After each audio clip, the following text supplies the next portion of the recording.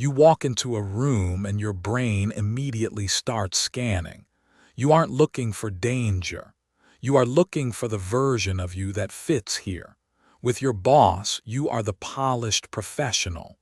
With your old friends, you are the funny one. With your parents, you are the quiet child.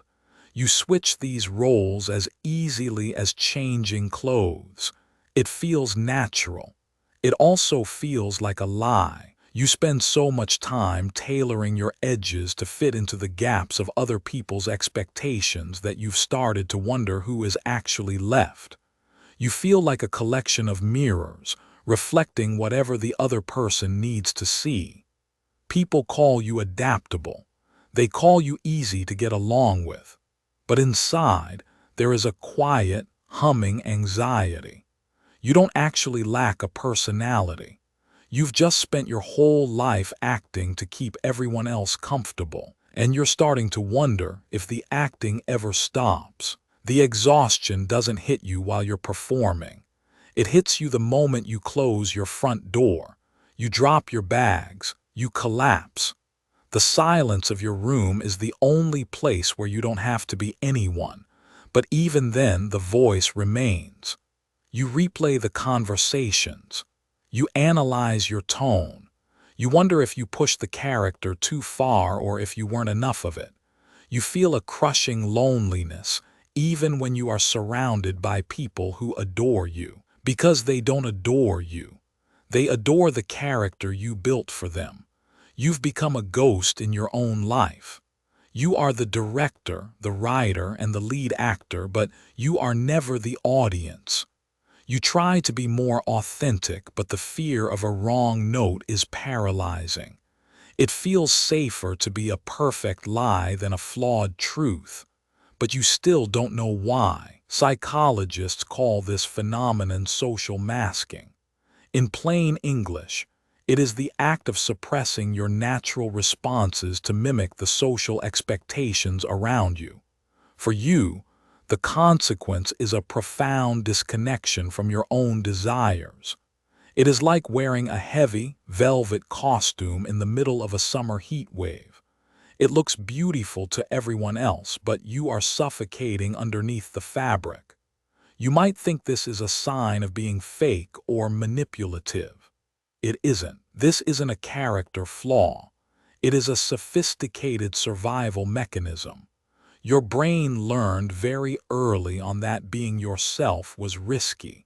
It discovered that the most efficient way to find safety and belonging was to become whatever the environment demanded. You didn't choose to be a character. You chose to survive. But masking is only the surface layer of the problem. There is a deeper engine driving this performance. Here is the part that feels like a glitch in your mind. The more successful your character becomes, the more miserable you feel. You are praised for your charm. You are loved for your reliability. You are the person everyone turns to because you always know the right thing to say. Yet every compliment feels like a brick in a wall. The better you act, the further you push the real you away. You start to feel like an imposter in your own success. You wait for the moment someone realizes you've been lying. Not a lie of malice, but a lie of omission. You've omitted yourself from your own life to ensure no one ever feels uncomfortable around you. It's a strange kind of prison where the bars are made of other people's approval. You are perfectly loved and completely unseen. But this isn't just about fear. It's about how your brain processes social data. This is where we find high self-monitoring. Psychologists use this term to describe the internal process of constantly observing and controlling your image based on social cues. For you, this means your brain is running a background program that never shuts off. It is like carrying a mirror in your mind and checking your reflection every 3 seconds. You don't just speak. You monitor how your words land. You don't just listen. You calculate the expected response. You might have judged yourself for being too much or not enough for years. Stop that. This capacity for high self-monitoring is actually a sign of immense cognitive intelligence. You possess an advanced ability to read the unspoken needs of others. Your brain didn't fail you. It over-optimized for a world that didn't feel safe enough for the truth. But knowing this is only the beginning. You have to see what happens when the mask finally breaks. Take Layla, a corporate consultant who was known as the life of every office party. She was the perfect blend of wit and professional grace. But inside, Layla lived in constant dread. She feared that if she stopped performing, people would find her boring or, worse, unstable. One afternoon during a high-pressure project, Layla suffered a complete emotional burnout. She stopped the act. She sat in a meeting and simply admitted she was overwhelmed and didn't have the answer. She waited for the judgment. She waited for the room to turn cold. Instead, 3 colleagues sighed in relief. They admitted they had been masking their own stress for months. This made Layla realize that her perfect character was actually preventing others from being real. The mask wasn't protecting her, it was isolating her. You might think your character is the bridge to people. In reality, it is the wall. When you look at your life, you see a series of performances. But if we synthesize everything, a different truth emerges. You are not an empty shell. You are not a person without a personality. In fact, you are the opposite. You are someone with such a profound capacity for empathy and protection that you sacrificed your own identity to shield others from discomfort. The thing you hate most about yourself, this perceived falseness, is actually evidence of your loyalty. You cared so much about the harmony of the room that you took the burden of the performance upon yourself.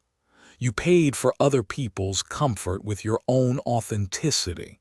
That is a heavy price. You deserve to be seen without having to perform first. You are not broken. You are just tired. And you now have explicit permission to stop acting. You don't have to be a character to be loved. This isn't about willpower or a sudden personality makeover.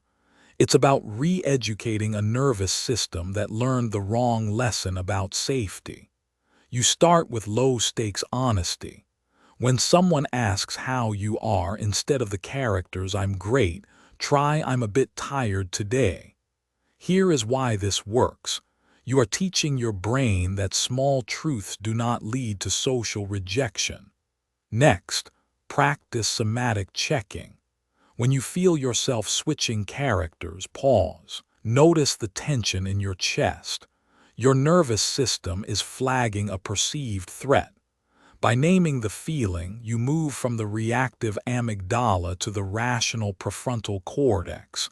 You aren't fixing a flaw. You are expanding your definition of safety.